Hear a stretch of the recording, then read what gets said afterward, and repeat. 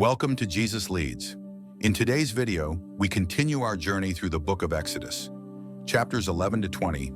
These chapters cover the final plagues in Egypt, the miraculous escape of the Israelites, and the giving of the Ten Commandments. From the firstborn being struck down to the parting of the Red Sea, these chapters highlight God's power, judgment, and the freedom He provides to His people. Let's dive in. Chapter 11, the last plague announced. And the Lord said to Moses, I will bring one more plague on Pharaoh and on Egypt. Afterward, he will let you go from here. When he lets you go, he will surely drive you out of here altogether. Speak now in the hearing of the people, and let every man ask from his neighbor and every woman from her neighbor articles of silver and articles of gold. And the Lord gave the people favor in the sight of the Egyptians. Moreover, the man Moses was very great in the land of Egypt, in the sight of Pharaoh's servants and in the sight of the people. Then Moses said, Thus says the Lord, about midnight I will go out into the midst of Egypt, and all the firstborn in the land of Egypt shall die, from the firstborn of Pharaoh who sits on his throne, even to the firstborn of the female servant who is behind the handmill, and all the firstborn of the animals. Then there shall be a great cry throughout all the land of Egypt, such as was not like it before, nor shall be like it again. But against none of the children of Israel shall a dog move its tongue, against man or beast, that you may know that the Lord does make a difference between the Egyptians and Israel. And all these your servants shall come down to me and bow down to me, saying, Get out, and all the people who follow you. After that I will go out. Then he went out from Pharaoh in great anger. But the Lord said to Moses, Pharaoh will not heed you, so that my wonders may be multiplied in the land of Egypt. So Moses and Aaron did all these wonders before Pharaoh, and the Lord hardened Pharaoh's heart, and he did not let the children of Israel go out of his land. In this chapter, God delivers a final warning to Pharaoh about the coming death of Egypt's firstborn, the most devastating plague yet. Despite all the signs and wonders God has already performed, Pharaoh's heart remains hardened. This chapter sets the stage for the ultimate act of judgment and the beginning of the Israelites' exodus from Egypt. It also highlights God's sovereignty, His protection over Israel, and His distinction between His people and the Egyptians. Chapter 12, the Passover instituted. Now the Lord spoke to Moses and Aaron in the land of Egypt, saying, This month shall be your beginning of months. It shall be the first month of the year to you. Speak to all the congregation of Israel, saying, On the 10th of this month every man shall take for himself a lamb according to the house of his father, a lamb for a household. And if the household is too small for the lamb, let him and his neighbor next to his house take it according to the number of the persons. According to each man's need, you shall make your count for the lamb. Your lamb shall be without blemish, a male of the first year. You may take it from the sheep or from the goats. Now you shall keep it until the 14th day of the same month. Then the whole assembly of the congregation of Israel shall kill it at twilight, and they shall take some of the blood and put it on the 2 doorposts and on the lintel of the houses where they eat it. Then they shall eat the flesh on that night, roasted in fire, with unleavened bread and with bitter herbs they shall eat it. Do not eat it raw, nor boiled at all with water, but roasted in fire, its head with its legs and its entrails. You shall let none of it remain until morning, and what remains of it until morning you shall burn with fire, and thus you shall eat it, with a belt on your waist, your sandals on your feet, and your staff in your hand. So you shall eat it in haste. It is the Lord's Passover. For I will pass through the land of Egypt on that night, and will strike all the firstborn in the land of Egypt, both man and beast, and against all the gods of Egypt I will execute judgment. I am the Lord. Now the blood shall be a sign for you on the houses where you are. And when I see the blood, I will pass over you, and the plague shall not be on you to destroy you when I strike the land of Egypt. This day shall be to you a memorial, and you shall keep it as a feast to the Lord throughout your generations. You shall keep it as a feast by an everlasting ordinance. 7 days you shall eat unleavened bread. On the first day you shall remove leaven from your houses. For whoever eats leavened bread from the first day until the 7th day, that person shall be cut off from Israel. On the first day there shall be a holy convocation, and on the 7th day there shall be a holy convocation for you. No manner of work shall be done on them, but that which everyone must eat, that only may be prepared by you. So you shall observe the feast of unleavened bread, for on this same day I will have brought your armies out of the land of Egypt. Therefore you shall observe this day throughout your generations as an everlasting ordinance. In the first month, on the 14th day of the month at evening, you shall eat unleavened bread until the 21st day of the month at evening.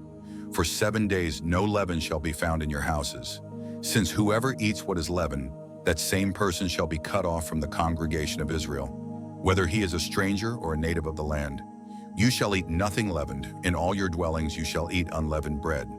Then Moses called for all the elders of Israel and said to them, Pick out and take lambs for yourselves according to your families, and kill the Passover lamb. And you shall take a bunch of hyssop, dip it in the blood that is in the basin, and strike the lintel and the 2 doorposts with the blood that is in the basin. And none of you shall go out of the door of his house until morning, for the Lord will pass through to strike the Egyptians. And when he sees the blood on the lintel and on the 2 doorposts, the Lord will pass over the door and not allow the destroyer to come into your houses to strike you. And you shall observe this thing as an ordinance for you and your sons forever. It will come to pass when you come to the land which the Lord will give you, just as he promised, that you shall keep this service. And it shall be when your children say to you, What do you mean by this service? That you shall say, It is the Passover sacrifice of the Lord, who passed over the houses of the children of Israel in Egypt, when he struck the Egyptians and delivered our households. So the people bowed their heads and worshipped. Then the children of Israel went away and did so, just as the Lord had commanded Moses and Aaron. So they did. And it came to pass at midnight that the Lord struck all the firstborn in the land of Egypt, from the firstborn of Pharaoh who sat on his throne, to the firstborn of the captive who was in the dungeon, and all the firstborn of livestock. So Pharaoh rose in the night, he, all his servants, and all the Egyptians. And there was a great cry in Egypt, for there was not a house where there was not one dead. Then he called for Moses and Aaron by night and said, Rise, go out from among my people, both you and the children of Israel, and go, serve the Lord as you have said. Also take your flocks and your herds as you have said, and be gone, and bless me also. And the Egyptians urged the people, that they might send them out of the land in haste, for they said, We shall all be dead. So the people took their dough before it was leavened, having their kneading bowls bound up in their clothes on their shoulders. Now the children of Israel had done according to the word of Moses, and they had asked from the Egyptians articles of silver, articles of gold, and clothing. And the Lord had given the people favor in the sight of the Egyptians, so that they granted them what they requested. Thus they plundered the Egyptians. Then the children of Israel journeyed from Ramesses to Succoth, about 600,000 men on foot, besides children. A mixed multitude went up with them also, and flocks and herds, a great deal of livestock. And they baked unleavened cakes of the dough which they had brought out of Egypt. For it was not leavened, because they were driven out of Egypt and could not wait, nor had they prepared provisions for themselves. Now the sojourn of the children of Israel who lived in Egypt was 430 years. And it came to pass at the end of the 430 years, on that very same day, it came to pass that all the armies of the Lord went out from the land of Egypt. It is a night of solemn observance to the Lord for bringing them out of the land of Egypt. This is that night of the Lord, a solemn observance for all the children of Israel throughout their generations. In this chapter, God institutes the Passover, a significant event that will protect the Israelites from the final plague in Egypt. Through the blood of the Lamb, God offers deliverance from the judgment that will strike Egypt. This chapter not only marks the physical liberation of the Israelites, but also sets the foundation for the future feasts and remembrance of God's power to save. The obedience of the Israelites to God's command is key to their deliverance, and this event becomes a lasting ordinance for generations to come. Chapter 13, the consecration of the firstborn and the Red Sea. Then the Lord spoke to Moses, saying, Consecrate to me all the firstborn, whatever opens the womb among the children of Israel, both of man and beast, it is mine. And Moses said to the people, Remember this day in which you went out of Egypt, out of the house of bondage. For by strength of hand the Lord brought you out of this place. No leavened bread shall be eaten. On this day you are going out, in the month of Abib. And it shall be, when the Lord brings you into the land of the Canaanites and the Hittites and the Amorites and the Hivites and the Jebusites, which he swore to your fathers to give you, a land flowing with milk and honey, that you shall keep this service in this month. 7 days you shall eat unleavened bread, and on the 7th day there shall be a feast to the Lord. Unleavened bread shall be eaten 7 days, and no leavened bread shall be seen among you, nor shall leaven be seen among you in all your quarters. And you shall tell your son in that day, saying, This is done because of what the Lord did for me when I came up from Egypt. It shall be as a sign to you on your hand, and as a memorial between your eyes, that the Lord's law may be in your mouth. For with a strong hand the Lord has brought you out of Egypt. You shall therefore keep this ordinance in its season from year to year. And it shall be, when the Lord brings you into the land of the Canaanites, as he swore to you and your fathers, and gives it to you, that you shall set apart to the Lord all that open the womb, that is, every firstborn that comes from an animal which you have. The males shall be the Lord's. But every firstborn of a donkey you shall redeem with a lamb. And if you will not redeem it, then you shall break its neck. And all the firstborn of man among your sons you shall redeem. So it shall be, when your son asks you in time to come, saying, What is this? That you shall say to him, By strength of hand the Lord brought us out of Egypt, out of the house of bondage. And it came to pass, when Pharaoh was stubborn about letting us go, that the Lord killed all the firstborn in the land of Egypt, both the firstborn of man and the firstborn of beast. Therefore I sacrifice to the Lord all males that open the womb, but all the firstborn of my sons I redeem. It shall be as a sign on your hand and as frontlets between your eyes, for by strength of hand the Lord brought us out of Egypt. Then it came to pass, when Pharaoh had let the people go, that God did not lead them by way of the land of the Philistines, although that was near. For God said, Lest perhaps the people change their minds when they see war and return to Egypt. So God led the people around by way of the wilderness of the Red Sea, and the children of Israel went up in orderly ranks out of the land of Egypt. And Moses took the bones of Joseph with him, for he had placed the children of Israel under solemn oath, saying, God will surely visit you, and you shall carry up my bones from here with you. So they took their journey from Succoth and camped in Etham at the edge of the wilderness. And the Lord went before them by day in a pillar of cloud to lead the way, and by night in a pillar of fire to give them light, so that they could travel by day and night. He did not take away the pillar of cloud by day or the pillar of fire by night from before the people. In this chapter, God institutes the consecration of the firstborn, a reminder of his deliverance of Israel from Egypt. The Israelites are instructed to commemorate their escape from slavery every year with the Feast of Unleavened Bread. God leads them through the wilderness, guiding them with a pillar of cloud by day and a pillar of fire by night, symbolizing his constant presence. The journey is not just physical, but also spiritual, as the people are being prepared for the land promised to them by God. Chapter 14, the crossing of the Red Sea.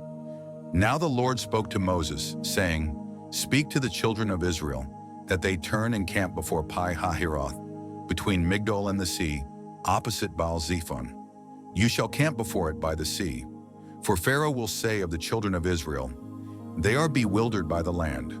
The wilderness has closed them in. Then I will harden Pharaoh's heart, so that he will pursue them. And I will gain honor over Pharaoh and over all his army, that the Egyptians may know that I am the Lord. And they did so. Now it was told the king of Egypt that the people had fled, and the heart of Pharaoh and his servants was turned against the people. And they said, Why have we done this, that we have let Israel go from serving us? So he made ready his chariot and took his people with him. Also he took 600 choice chariots, and all the chariots of Egypt with captains over every one of them. And the Lord hardened the heart of Pharaoh, king of Egypt, and he pursued the children of Israel. And the children of Israel went out with boldness. So the Egyptians pursued them, all the horses and chariots of Pharaoh, his horsemen and his army, and overtook them, camping by the sea beside Pi-hahiroth, before Baal-zephon. And when Pharaoh drew near, the children of Israel lifted their eyes, and behold, the Egyptians marched after them. So they were very afraid, and the children of Israel cried out to the Lord. Then they said to Moses, "Because there were no graves in Egypt, have you taken us away to die in the wilderness? Why have you so dealt with us to bring us up out of Egypt? Is this not the word that we told you in Egypt, saying, 'Let us alone that we may serve the Egyptians'? For it would have been better for us to serve the Egyptians than that we should die in the wilderness." And Moses said to the people, "Do not be afraid. Stand still and see the salvation of the Lord, which he will accomplish for you today.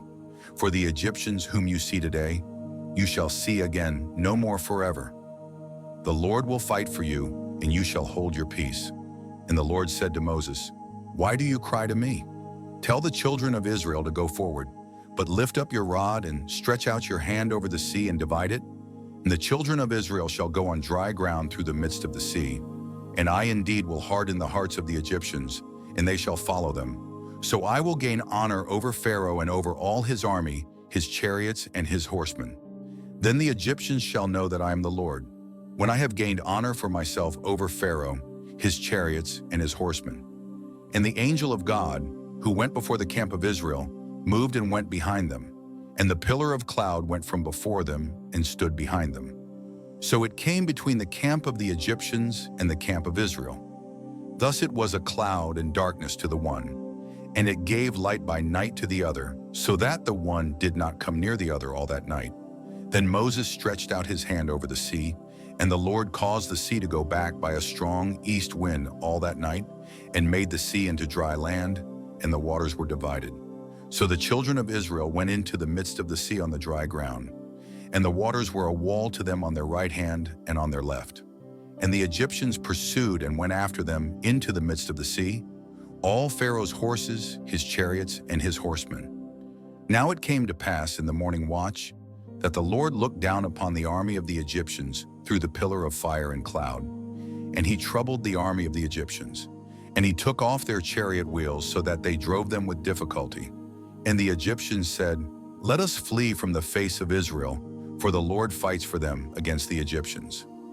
Then the Lord said to Moses, "Stretch out your hand over the sea that the waters may come back upon the Egyptians, on their chariots and on their horsemen." And Moses stretched out his hand over the sea, and when the morning appeared, the sea returned to its full depth, while the Egyptians were fleeing into it. So the Lord overthrew the Egyptians in the midst of the sea. Then the waters returned and covered the chariots, the horsemen, and all the army of Pharaoh that came into the sea after them. Not so much as one of them remained. But the children of Israel had walked on dry land in the midst of the sea, and the waters were a wall to them on their right hand and on their left. So the Lord saved Israel that day out of the hand of the Egyptians, and Israel saw the Egyptians dead on the seashore. Thus Israel saw the great work which the Lord had done in Egypt. So the people feared the Lord and believed the Lord and his servant Moses. In this chapter, the Israelites experience a miraculous deliverance as God parts the Red Sea, allowing them to escape Pharaoh's pursuing army. With Pharaoh's army drowned when the waters return, the Israelites are saved, and God demonstrates his power over Egypt. This event strengthens the faith of Israel and marks a significant moment in their journey of liberation. The chapter highlights God's faithfulness and the importance of trusting in his guidance, even in seemingly impossible situations. Chapter 15, the Song of Moses and the Bitter Water Made Sweet. Then Moses and the children of Israel sang this song to the Lord and spoke, saying, "I will sing to the Lord, for he has triumphed gloriously. The horse and its rider he has thrown into the sea. The Lord is my strength and song, and he has become my salvation. He is my God, and I will praise him, my father's God, and I will exalt him. The Lord is a man of war. The Lord is his name. Pharaoh's chariots and his army he has cast into the sea. His chosen captains also are drowned in the Red Sea. The depths have covered them. They sank to the bottom like a stone. Your right hand, O Lord, has become glorious in power. Your right hand, O Lord, has dashed the enemy in pieces. And in the greatness of your excellence, you have overthrown those who rose against you. You sent forth your wrath. It consumed them like stubble. And with the blast of your nostrils, the waters were gathered together. The floods stood upright like a heap. The depths congealed in the heart of the sea. The enemy said, I will pursue, I will overtake, I will divide the spoil. My desire shall be satisfied on them. I will draw my sword, my hand shall destroy them. You blew with your wind, the sea covered them. They sank like lead in the mighty waters. Who is like you, O Lord, among the gods? Who is like you, glorious in holiness, fearful in praises, doing wonders? You stretched out your right hand, the earth swallowed them. You in your mercy have led forth the people whom you have redeemed. You have guided them in your strength to your holy habitation. The peoples will hear and be afraid. Sorrow will take hold of the inhabitants of Philistia. Then the chiefs of Edom will be dismayed. The mighty men of Moab, trembling, will take hold of them. All the inhabitants of Canaan will melt away. Fear and dread will fall on them. By the greatness of your arm they will be as still as a stone, till your people pass over, O Lord, till the people pass over whom you have purchased. You will bring them in and plant them in the mountain of your inheritance, in the place, O Lord, which you have made for your own dwelling, the sanctuary, O Lord, which your hands have established. The Lord shall reign forever and ever. For the horses of Pharaoh went with his chariots and his horsemen into the sea, and the Lord brought back the waters of the sea upon them. But the children of Israel went on dry land in the midst of the sea. Then Miriam the prophetess, the sister of Aaron, took the timbrel in her hand, and all the women went out after her with timbrels and with dances. And Miriam answered them, Sing to the Lord, for he has triumphed gloriously. The horse and its rider he has thrown into the sea. So Moses brought Israel from the Red Sea. Then they went out into the wilderness of Shur, and they went 3 days in the wilderness and found no water. Now when they came to Marah, they could not drink the waters of Marah, for they were bitter. Therefore the name of it was called Marah. And the people complained against Moses, saying, What shall we drink? So he cried out to the Lord, and the Lord showed him a tree. When he cast it into the waters were made sweet. There he made a statute and an ordinance for them, and there he tested them, and said, If you diligently heed the voice of the Lord your God, and do what is right in his sight, give ear to his commandments, and keep all his statutes, I will put none of the diseases on you which I have brought on the Egyptians, for I am the Lord who heals you. Then they came to Elim, where there were 12 wells of water and 70 palm trees, so they camped there by the waters. In this chapter, the Israelites celebrate their victory over Pharaoh's army with the song of Moses and Miriam, praising God for his miraculous power in delivering them. The song emphasizes God's greatness, holiness, and ability to defeat their enemies. The chapter also shows the continued dependence of the Israelites on God as they face the challenge of finding water in the wilderness. When they reach Marah and find the water bitter, God provides a solution, turning the water sweet. The chapter concludes with the Israelites finding rest at Elim, a place of abundance and peace. This chapter highlights God's provision, protection, and faithfulness as he leads his people through challenges. Chapter 16, the manna and quail from heaven. And they journeyed from Elim, and all the congregation of the children of Israel came to the wilderness of Sin, which is between Elim and Sinai, on the 15th day of the 2nd month after they departed from the land of Egypt. Then the whole congregation of the children of Israel complained against Moses and Aaron in the wilderness. And the children of Israel said to them, Oh, that we had died by the hand of the Lord in the land of Egypt, when we sat by the pots of meat and when we ate bread to the full. For you have brought us out into this wilderness to kill this whole assembly with hunger. Then the Lord said to Moses, Behold, I will rain bread from heaven for you, and the people shall go out and gather a certain quota every day, that I may test them, whether they will walk in my law or not. And it shall be on the 6th day that they shall prepare what they bring in, and it shall be twice as much as they gather daily. Then Moses and Aaron said to all the children of Israel, At evening you shall know that the Lord has brought you out of the land of Egypt, and in the morning you shall see the glory of the Lord, for he hears your complaints against the Lord. But what are we, that you complain against us? Also Moses said, This shall be seen when the Lord gives you meat to eat in the evening, and in the morning bread to the full. For the Lord hears your complaints which you make against him. And what are we? Your complaints are not against us, but against the Lord. Then Moses spoke to Aaron, Say to all the congregation of the children of Israel, Come near before the Lord, for he has heard your complaints. Now it came to pass, as Aaron spoke to the whole congregation of the children of Israel, that they looked toward the wilderness, and behold, the glory of the Lord appeared in the cloud. And the Lord spoke to Moses, saying, I have heard the complaints of the children of Israel. Speak to them, saying, At twilight you shall eat meat, and in the morning you shall be filled with bread, and you shall know that I am the Lord your God. So it was that quails came up at evening and covered the camp, and in the morning the dew lay all around the camp. And when the layer of dew lifted, there on the surface of the wilderness was a small round substance, as fine as frost on the ground. So when the children of Israel saw it, they said to one another, What is it? For they did not know what it was.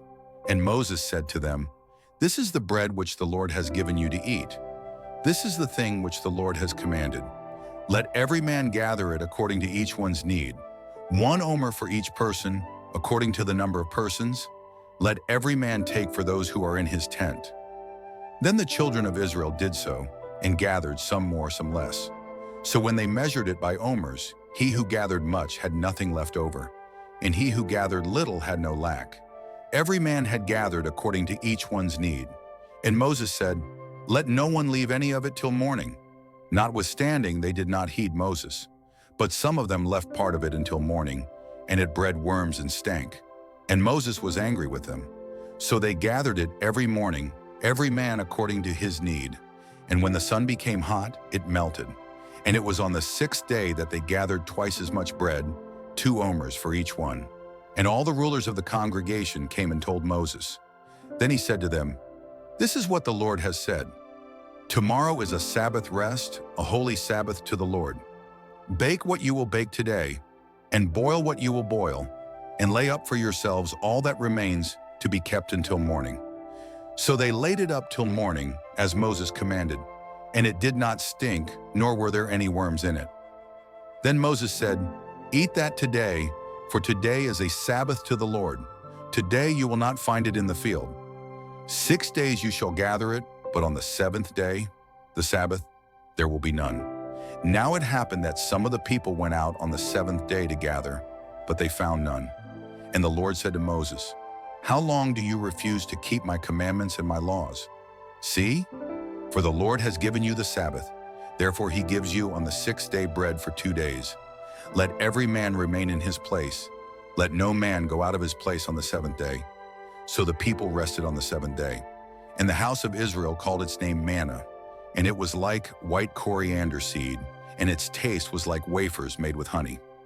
Then Moses said, This is the thing which the Lord has commanded. Fill an omer with it to be kept for your generations, that they may see the bread with which I fed you in the wilderness, when I brought you out of the land of Egypt.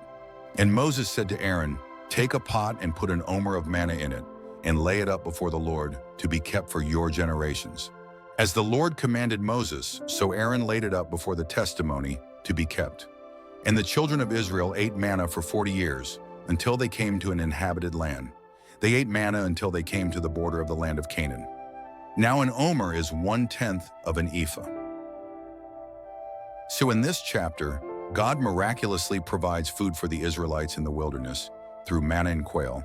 He instructs them to gather food each day and to rest on the 7th day, establishing the Sabbath as a day of rest. The chapter demonstrates God's provision and care for his people, even in difficult circumstances. The Israelites are reminded to trust in God's timing and follow his commandments for their well-being. Chapter 17, Water from the Rock and the Battle with Amalek. Then all the congregation of the children of Israel set out on their journey from the wilderness of Sin, according to the commandment of the Lord, and camped in Rephidim. But there was no water for the people to drink. Therefore the people contended with Moses and said, Give us water that we may drink. So Moses said to them, Why do you contend with me? Why do you tempt the Lord? And the people thirsted there for water, and the people complained against Moses and said, Why is it you have brought us up out of Egypt, to kill us and our children and our livestock with thirst? So Moses cried out to the Lord, saying, What shall I do with this people? They are almost ready to stone me. And the Lord said to Moses, Go on before the people, and take with you some of the elders of Israel. Also take in your hand your rod with which you struck the river, and go. Behold, I will stand before you there on the rock in Horeb, and you shall strike the rock, and water will come out of it, that the people may drink." And Moses did so in the sight of the elders of Israel. So he called the name of the place Massa and Meribah, because of the contention of the children of Israel, and because they tempted the Lord, saying, "Is the Lord among us or not?" Now Amalek came and fought with Israel in Rephidim. And Moses said to Joshua, "Choose us some men and go out, fight with Amalek. Tomorrow I will stand on the top of the hill with the rod of God in my hand." So Joshua did as Moses said to him, and fought with Amalek. And Moses, Aaron, and Hur went up to the top of the hill. And so it was, when Moses held up his hand, that Israel prevailed. And when he let down his hand, Amalek prevailed.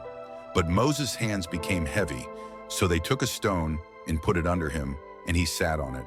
And Aaron and Hur supported his hands, one on one side and the other on the other side, and his hands were steady until the going down of the sun. So Joshua defeated Amalek and his people with the edge of the sword. Then the Lord said to Moses, "Write this for a memorial in the book, and recount it in the hearing of Joshua, that I will utterly blot out the remembrance of Amalek from under heaven." And Moses built an altar and called its name, "The Lord is my banner." For he said, "Because the Lord has sworn, the Lord will have war with Amalek from generation to generation." Or in this chapter, God provides water for the Israelites from a rock after their complaints about thirst, demonstrating his ongoing provision and care. The chapter also describes Israel's victory over the Amalekites.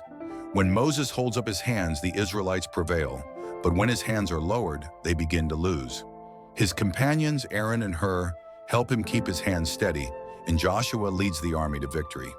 The chapter highlights the importance of trusting in God's provision and the necessity of unity and support in the face of challenges.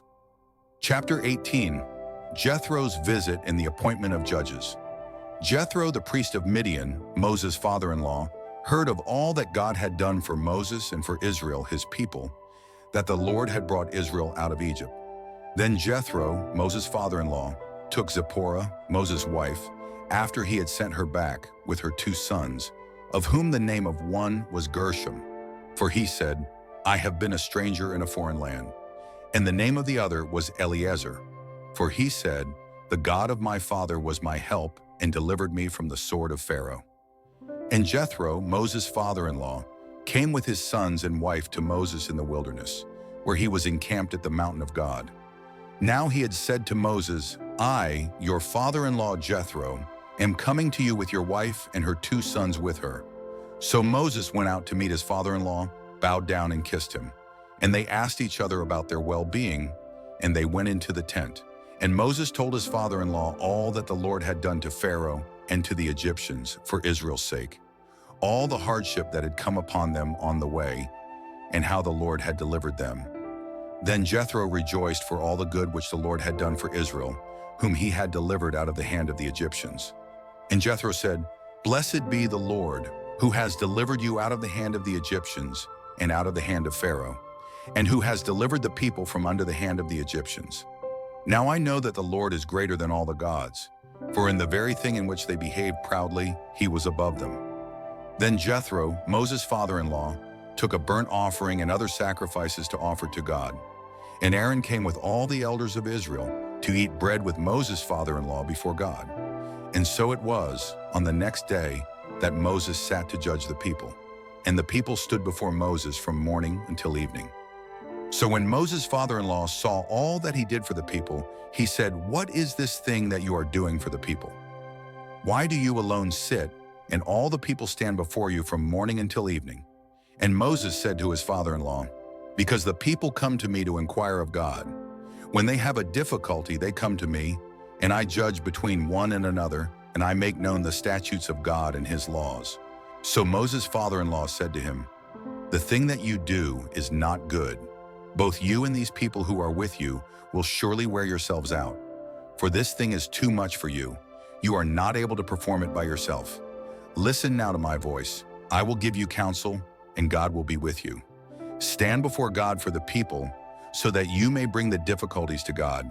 And you shall teach them the statutes and the laws, and show them the way in which they must walk and the work they must do.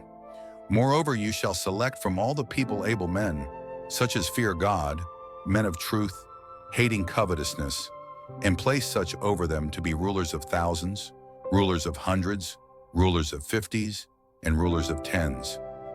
And let them judge the people at all times. Then it will be that every great matter they shall bring to you, but every small matter they themselves shall judge. So it will be easier for you, for they will bear the burden with you. If you do this thing, and God so commands you, then you will be able to endure, and all this people will also go to their place in peace. So Moses heeded the voice of his father-in-law and did all that he had said. And Moses chose able men out of all Israel, and made them heads over the people, rulers of thousands, rulers of hundreds, rulers of fifties, and rulers of tens. So they judged the people at all times.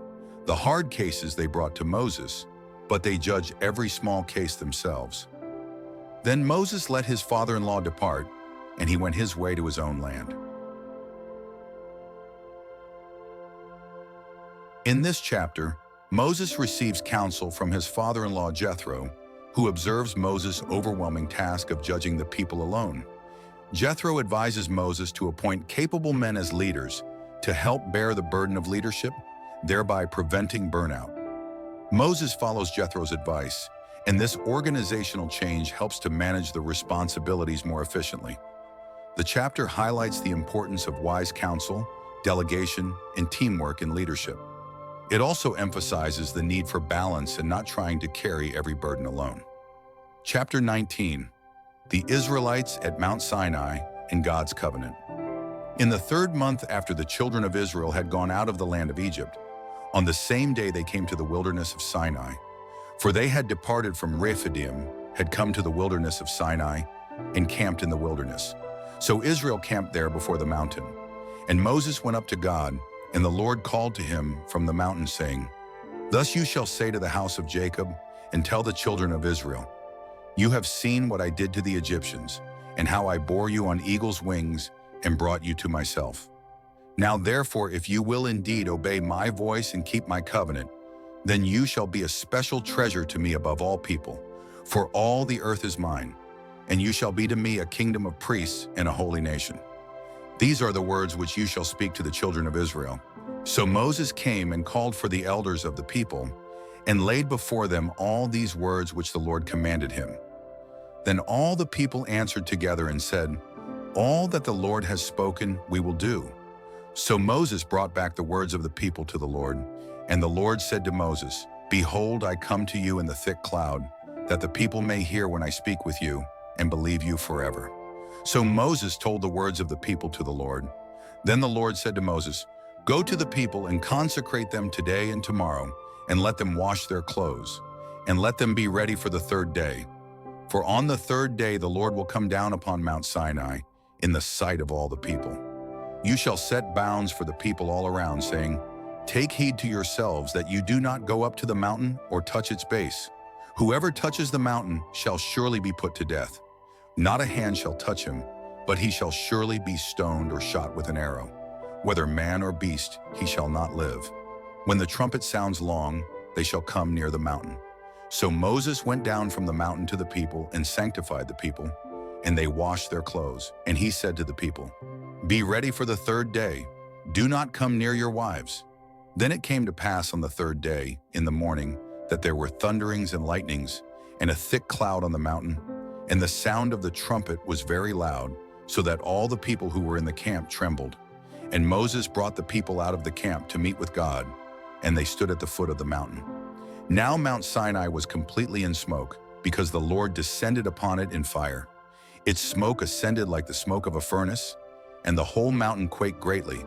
And when the blast of the trumpet sounded long and became louder and louder, Moses spoke, and God answered him by voice. Then the Lord came down upon Mount Sinai, on the top of the mountain. And the Lord called Moses to the top of the mountain, and Moses went up. And the Lord said to Moses, Go down and warn the people, lest they break through to gaze at the Lord, and many of them perish. Also let the priests who come near the Lord consecrate themselves, lest the Lord break out against them.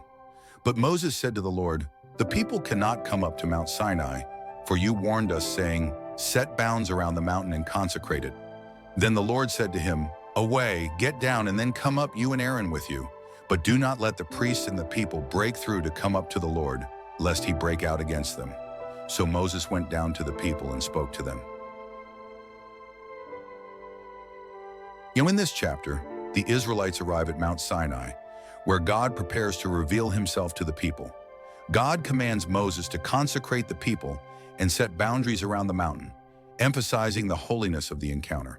The Israelites are instructed to purify themselves and be ready for the third day, when God will descend upon the mountain. This chapter highlights the reverence and awe that should accompany the presence of God, as well as his desire for his people to be a holy and dedicated nation. The covenant that God is about to establish with Israel is a significant moment in their journey. Chapter 20, the 10 Commandments. And God spoke all these words, saying, "I am the Lord your God, who brought you out of the land of Egypt, out of the house of bondage. You shall have no other gods before me. You shall not make for yourselves a carved image, any likeness of anything that is in heaven above, or on the earth beneath, or in the waters beneath the earth. You shall not bow down to them, nor serve them. For I, the Lord your God, am a jealous God, visiting the iniquity of the fathers upon the children to the third and fourth generations of those who hate me, but showing mercy to thousands, to those who love me and keep my commandments.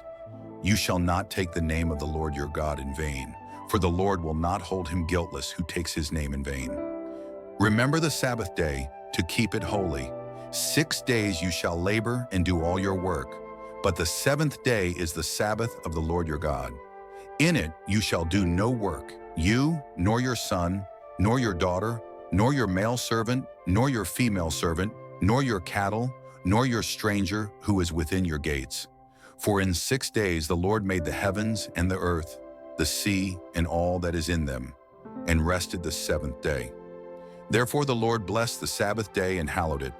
Honor your father and your mother, that your days may be long upon the land which the Lord your God is giving you. You shall not murder. You shall not commit adultery. You shall not steal. You shall not bear false witness against your neighbor. You shall not covet your neighbor's house. You shall not covet your neighbor's wife, nor his male servant, nor his female servant, nor his ox, nor his donkey, nor anything that is your neighbor's." Now all the people witnessed the thunderings, the lightning flashes, the sound of the trumpet, and the mountain smoking. And when the people saw it, they trembled and stood afar off. Then they said to Moses, "You speak with us, and we will hear. But let not God speak with us, lest we die." And Moses said to the people, "Do not fear, for God has come to test you, and that his fear may be before you, so that you may not sin." So the people stood afar off, but Moses drew near the thick darkness where God was. Then the Lord said to Moses, "Thus you shall say to the children of Israel, You have seen that I have talked with you from heaven. You shall not make anything to be with me. Gods of silver or gods of gold you shall not make for yourselves. An altar of earth you shall make for me, and you shall sacrifice on it your burnt offerings and your peace offerings, your sheep and your oxen. In every place where I record my name, I will come to you, and I will bless you. And if you make me an altar of stone, you shall not build it of hewn stone. For if you use your tool on it, you have profaned it. Nor shall you go up by steps to my altar, that your nakedness may not be exposed on it." In this chapter, God provides the 10 Commandments, establishing the moral and spiritual foundation for Israel as a nation. These commandments focus on loving God, honoring Him, and living harmoniously with others. The Israelites, overwhelmed by God's presence and the awe-inspiring display of His power, ask Moses to speak to God on their behalf. This chapter marks a pivotal moment in their relationship with God and serves as a timeless guide for righteous living. If you found this video insightful, don't forget to like, comment, and subscribe to Jesus Leads for more Bible readings, teachings, and faith-based content. Stay tuned for more as we continue our journey through the Bible. God is always with you, with me, and with all of us.